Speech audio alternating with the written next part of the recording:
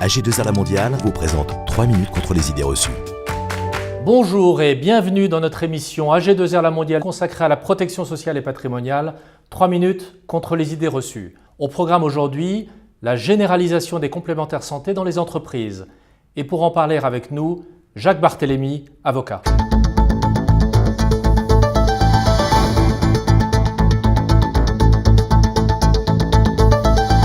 Jacques Barthélémy, bonjour. Bonjour.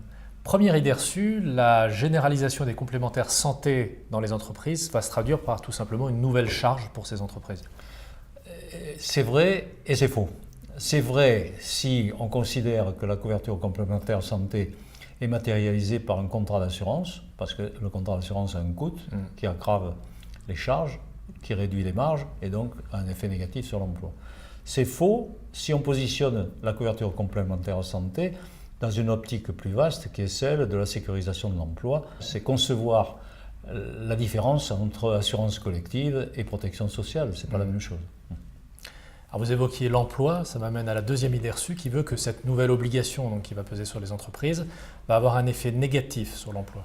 C'est vrai si on considère que la couverture santé c'est exclusivement de l'assurance, ça n'est pas vrai si on est capable par un minimum de créativité de positionner la couverture santé dans un contexte plus vaste d'amélioration de la qualité de l'emploi, de la qualité du travail et dans la perspective de faire de la garantie santé une contrepartie à des évolutions nécessaires de la nature des emplois, évolutions nécessaires au vu des évolutions des contextes. Donc c'est un moyen de concilier protection du travailleur indispensable et efficacité économique. Ça veut dire que j'améliore la santé de mes salariés, donc leur qualité de vie au travail, donc leur performance, donc celle de l'entreprise. C'est un des éléments du dossier, en effet. D'ailleurs, l'accord de juin 2013 sur la qualité de vie au travail fait de l'amélioration de la qualité de vie au travail un instrument, un investissement, et pas simplement une protection de la personne. Et c'est sous cet angle-là qu'il faut vivre la garantie santé pour que la garantie santé s'inscrive dans le droit fondamental à la santé et non pas dans une logique marchande. Alors justement, dans cette logique de qualité de vie au travail, et ça m'amène à ma troisième idée reçue qui veut que justement quand un salarié quitte l'entreprise, il perd le bénéfice de cette couverture. Les garanties collectives de prévoyance en général et pas simplement de santé, par définition, sont construites au profit des actifs.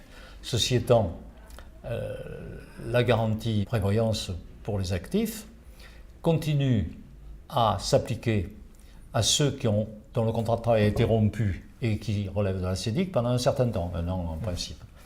Et de ce fait, on peut dire que cette portabilité des droits a pour effet de maintenir le salarié dont le contrat de travail est rompu dans la collectivité des actifs, mais uniquement pour la protection sociale. Et ça aussi contribue à mettre en œuvre ce qu'on appelle la flexi-sécurité, c'est-à-dire à garantir de la sécurité en matière de protection tout en mettant en cause l'existence du contrat de travail. Qu'est-ce que c'est que la portabilité ? La portabilité, c'est de dissocier l'appartenance à une collectivité de travail pour la protection sociale de l'appartenance à une collectivité de travail pour le droit du travail.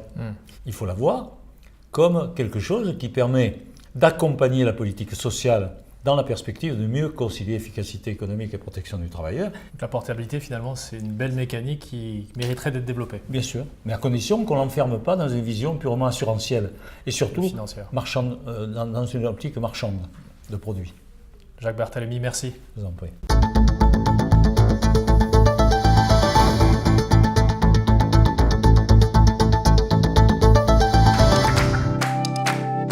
AG2R La Mondiale, 3 minutes contre les idées reçues.